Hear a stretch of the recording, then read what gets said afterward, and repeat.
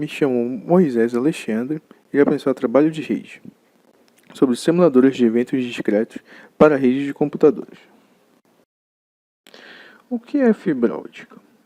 A fibra ótica é um filamento flexível, o qual transmite luz através de um fenômeno de reflexão total. Os filamentos de fibra ótica geralmente são extremamente finos e conseguem transmitir luz por quilômetros de distância sem que tenha perdas significativas. Uma característica muito importante da fibra ótica é a multiplexação. A fibra pode se propagar com mais de uma cor de luz, o que caracteriza uma multiplexação, ou seja, transmitir diversas informações através de cores diferentes em um único cabo de fibra. Entretanto, essa mistura de ondas de diferentes comprimentos promove um feixe de luz branca devido à síntese aditiva. Desse modo, é necessário colocar um separador na ponta para dividir essas diferentes ondas. Vantagem de se usar a fibra ótica: alta velocidade de transmissão de dados, já que ela transmite velocidade de dados através de feixes de luz. Possui uma vida útil extremamente longa. Ocupa um espaço pequenos porque os cabos normalmente são finos e consegue transmitir uma boa quantidade de dados. Ela transmite dados por luz, então ela não sofre interferência eletromagnética. Desvantagem: a fibra ótica ela é frágil devido a possuir tubos de vidro na sua composição. Desse modo, não permite torções severas, por conta que pode romper o vidro ou provocar lesões que vai dificultar a transmissão de dados através dos feixes de luz. Ela também precisa de um ângulo mínimo de incidência para que ocorra a reflexão total. E é necessário ter um ângulo ou que a luz seja refletida, como se pode ver na imagem. A fibra ótica é muito importante para a rede de computadores moderna, devido ao seu alto índice de performance para transmitir dados. Entretanto, ela possui um custo elevado e falhas quanto ao seu processo de implantação, os quais oneram o valor das pesquisas de desenvolvimento de rede e de implantação. Desse modo, o uso de simuladores de redes são extremamente essencial para o desenvolvimento de redes sem que gaste muito dinheiro e ajude a solucionar os problemas físicos de rede. Dessa forma, a simulação é a melhor alternativa para que se possa desenvolver testes, validação e avaliação de novos protocolos. A simulação permite prover soluções através de projetos, diminui bastante os custos e ajuda nas pesquisas e no desenvolvimento de novos protocolos para que a rede possa ser mais segura e eficiente. Olá, eu sou Ramon e falarei brevemente sobre algumas das plataformas de simulação de redes óticas recentes. No contexto das redes óticas, simuladores são ferramentas que permitirão que se desenvolva, implemente e teste novos algoritmos para otimização da rede. Portanto, simuladores precisam reproduzir o funcionamento de uma rede e também precisam gerar uma série de dados estatísticos que possibilitem a avaliação objetiva das abordagens testadas. Apresentaremos algumas das ferramentas de simulação disponíveis, assim como o tipo de pesquisa em que auxiliam. Nas redes WDM, que é a sigla em inglês para Wavelength Division Multiplexing, os dados são divididos em vários canais com comprimentos de ondas diferentes que são então transmitidos simultaneamente na mesma fibra, sem que haja interferência. Essa estratégia otimiza a utilização do espectro disponível e aumenta a capacidade de transmissão. Alguns simuladores que lidam com essa arquitetura de rede são esses que vocês veem aí. Todos eles permitem a implementação de algoritmos RWA, que seria Routing and Wavelength Assignment, ou seja, algoritmos de roteamento desse tipo de rede. O primeiro, à esquerda, ele permite avaliação de sobrevivência, posicionamento de conversores de comprimento de onda e políticas para reduzir problemas no atendimento de conexões óticas em redes transparentes. O segundo, o SimulNet, ele suporta a implementação também de algoritmos RWA com grooming, que é uma espécie de agrupamento de tráfego. E por fim, o SimTom é um simulador WDM que tem as funcionalidades muito parecidas com as dos simuladores anteriores e também implementa características da camada física, como atenuação de sinal, dispersão e ruído. Aí com o advento de um novo paradigma de multiplexação, a das Elastic Optical Networks, EON, você tem uma estratégia diferente de transmissão de dados. Nessa, o espectro é dividido em slots de frequência, que podem ser agrupados ou separados para atender de maneira mais específica as necessidades de transmissão de dados, como dá para ver aqui nessas ilustrações. O que é mais uma forma de otimizar essa rede, não é? Um dos grandes desafios que acompanha essa arquitetura de rede é o de RMLSA, que seria Routing, Modulation Level e Spectrum Allocation, que é o roteamento, né, modulação e alocação de espectro. Muitos dos trabalhos que vocês vão encontrar na literatura vão lidar com alguma faceta desse problema. Para se fazer experimentos com essa arquitetura de rede, você tem, entre outros, né, esses simuladores aqui que foram selecionados. O primeiro, ele implementa uma abstração configurável de uma rede multicamadas que permite a implementação de algoritmos de roteamento em várias arquiteturas. O segundo, que é uma abreviação para Complex Elastic Optical Network Simulator, também vai trabalhar com roteamento, né, no contexto de tráfego estático ou dinâmico, além de trabalhar com endereçamento de regeneradores. E por fim você tem o FlexGrid Sim, que é um simulador de eventos discretos, escrito em Java. Ele é baseado em outro simulador que veio antes, né, o WDM Sim. Ele vai permitir a implementação de algoritmos de roteamento em redes WDM e em redes elásticas. Além de algoritmos de roteamento, você também pode testar algoritmos de proteção, algoritmos para lidar com a fragmentação de espectro, etc. Você pode ver que muitas das funcionalidades entre desses simuladores elas se sobrepõem, ainda que tenham sido implementadas de maneiras bem diferentes, não é?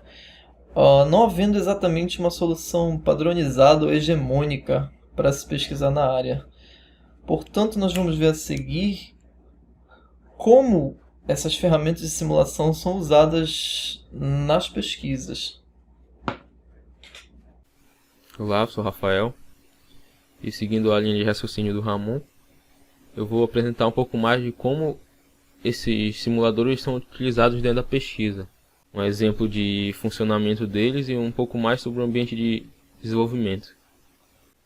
Então, basicamente, esses simuladores que abstraem mais a parte de redes óticas, eles trabalham com o seguinte fluxo de operação, que é receber os parâmetros de simulação que o usuário vai estar passando para ele.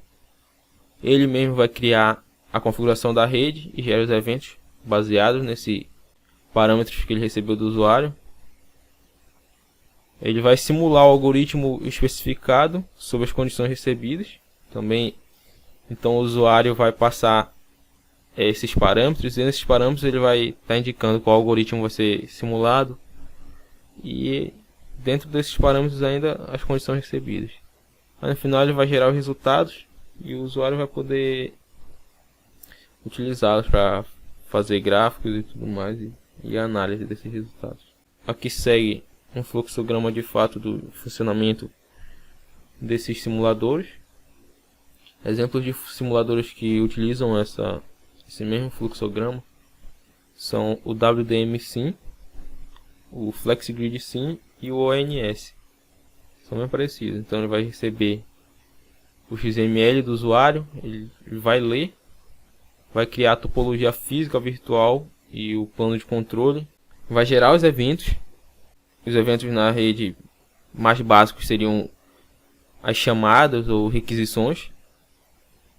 A partir dessas requisições, ele vai criar essa fila de eventos, né? Essas fila de requisições nesse caso, mais simples. e vai rodar a simulação em cima do algoritmo proposto. No final ele vai gerar os resultados, o usuário vai poder gerar os gráficos, como eu já disse. Então, para facilitar a compreensão desses simuladores, eu vou apresentar um exemplo de uso prático para vocês. Como eu disse, esses simuladores eles precisam de parâmetros que são passados pelo usuário. Um desses parâmetros é o XML. Esse XML ele vai estar tratando qual o algoritmo que vai ser usado. Esse daqui é um módulo de RSA. Vai estar passando as informações do tráfego. Nesse caso, basicamente só requisições. E essas requisições têm diferentes parâmetros também. Seriam a taxa de transferência, a classe de serviço e a frequência com que elas vão aparecer nesse tráfego geral do simulador. Esse daqui é o tempo base que o simulador vai se basear para gerar a duração desse tráfego. Abaixo ele vai ter uma seção para apresentar a topologia virtual e física.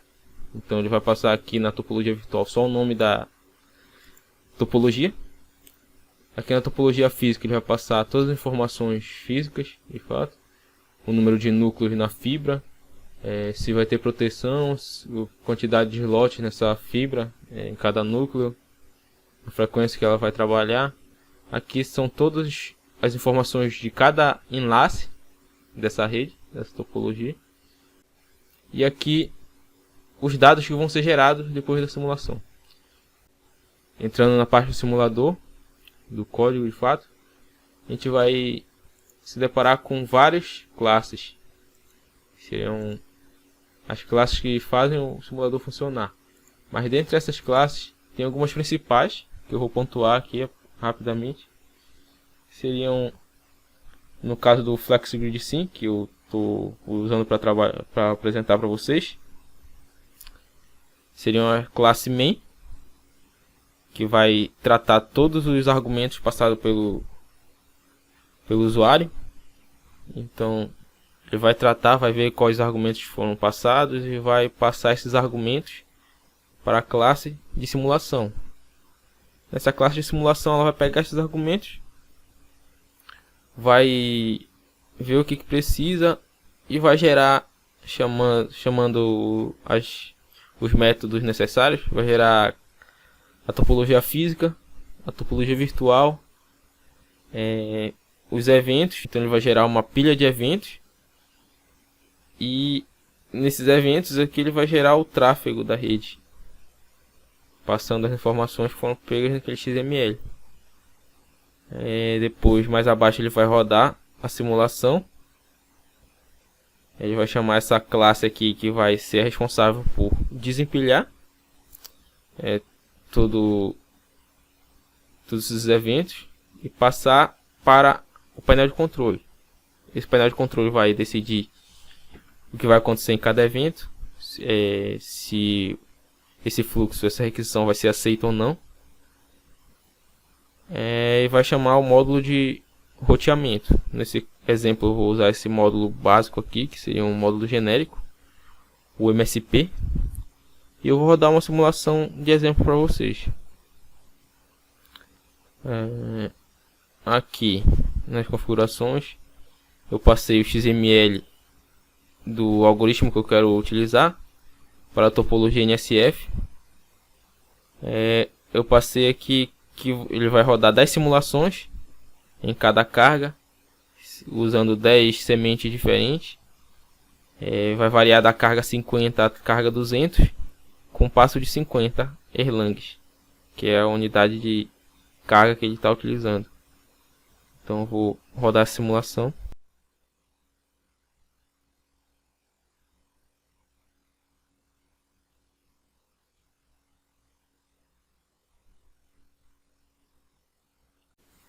Nesse caso, como um algoritmo genérico, a simulação dele foi bem rápida, mas em alguns casos específicos aí podem demorar dias ou semanas. E no final eu posso ver os resultados na pasta raiz do simulador. alguns desses resultados que a gente solicitou aqui no XML, por exemplo, esse arquivo aqui, esse primeiro arquivo, a gente pode encontrar ele aqui. Um arquivo interessante que a gente pode ver é a probabilidade de bloqueio para cada classe de serviço, por exemplo. Aqui, para cada carga, ele vai mostrar a probabilidade e a margem de erro dessa simulação. Então, basicamente isso. Mais adiante, vamos ver mais sobre esses resultados e como eles são utilizados dentro das pesquisas. Olá, meu nome é Adriel e eu vou discutir um pouco a utilização dos simuladores para avaliação de desempenho. Eu trouxe 2 exemplos com relação a trabalhos que utilizam simuladores para testar o desempenho das suas propostas.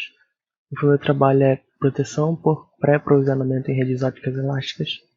E o segundo é política de escalonamento para transferência de dados em massa intercentro de dados, utilizando o roteamento e alocação de espectro. Para o primeiro trabalho, o simulador tem a possibilidade de abstrair uma topologia de rede. Nesse exemplo, eu tenho a topologia de rede NSF, com seus nós e enlaces representados. Essa topologia pode ser abstraída pelo simulador, e a partir dela, o simulador vai gerar o tráfego de dados e vai criar a topologia de forma virtual. Após o processo e a execução do algoritmo, o simulador gera resultados que podem ser transferidos para tabelas ou gráficos. Esse gráfico é um gráfico extraído do trabalho, é um gráfico que representa a taxa média de bloqueio de banda, o que significa que ele representa a efetividade de transferência de dados da rede. Então, a partir dos dados extraídos do simulador, pode ser geradas tabelas que constatam a eficiência do trabalho. Para o outro trabalho, também na literatura, a mesma topologia é extraída, a topologia NSF. No entanto, ela tem características diferentes, porque este trabalho utiliza data centers para sua avaliação. Então, pode-se notar que o mesmo simulador ele pode trabalhar com diferentes casos, cenários. No outro caso, não eram utilizados data centers, neste são, o que comprova a facilidade de adaptação a diferentes situações. Assim como na outra topologia, a topologia também é abstraída, só que além dos enlaces dos nós, os data centers estão presentes em toda a rede. Para este trabalho, o método de avaliação ele também considera a taxa de bloqueio de banda. No entanto, os dados que são extraídos do simulador eles podem gerar os gráficos que se traduzem na taxa de ressincronização. Ou seja, para diferentes trabalhos, a depender da análise que se quer tirar, os simuladores podem gerar dados que facilitam essa avaliação. Neste caso, o gráfico gerado foi a taxa de ressincronização.